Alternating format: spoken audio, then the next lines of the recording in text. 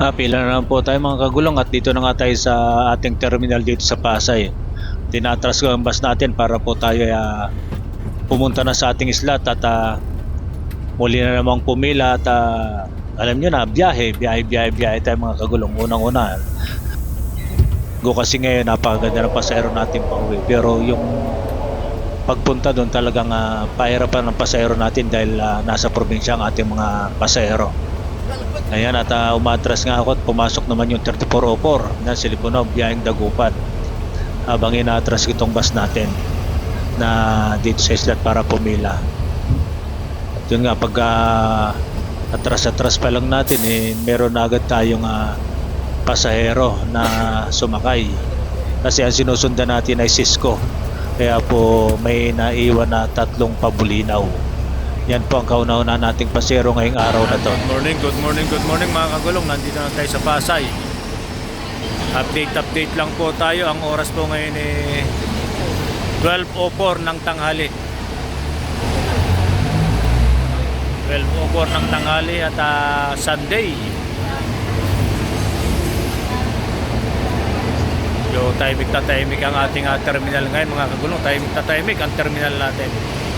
At update lang po ulit tayo sa Pasay, no? Update lang tayo.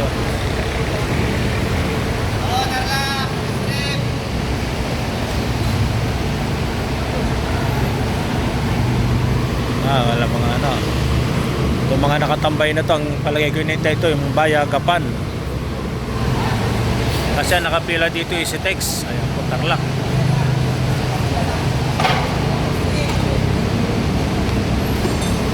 Shoutout dyan, ayan. Ay, si Tex.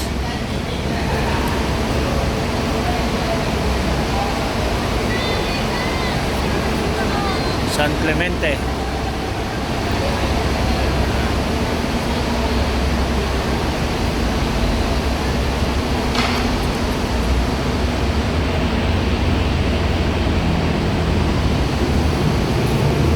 Rinaw.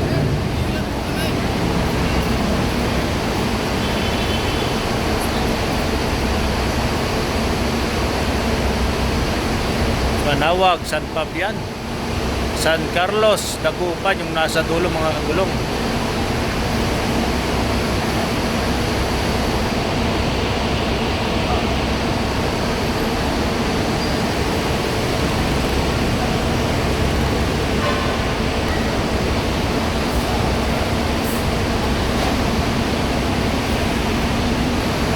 Update lang po tayo mga kagulong dito sa Pasay Texter.